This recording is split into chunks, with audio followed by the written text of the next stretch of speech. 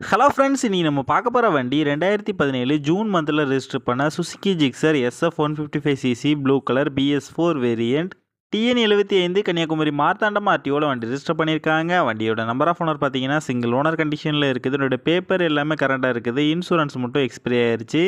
வண்டியோட physical condition பார்த்தீங்கன்னா தெளிவான கண்டிஷனில் இருக்குது. இதோட இன்ஜின் கண்டிஷன் பார்த்தீங்கன்னா எக்ஸலண்டான செல்ஃப் கண்டிஷனில் இருக்குது. இந்த வண்டியில் கிக்கர் ஆப்ஷனும் வந்துடும். வண்டியோட ஓவரால் பாடி அவுட்லுக் நீங்களே பாருங்கள். இந்த விதமான மேஜர் டென்ட் எதுவும் இல்லாமல் நீட்டான கண்டிஷனில் நல்லா தான் இருக்குது.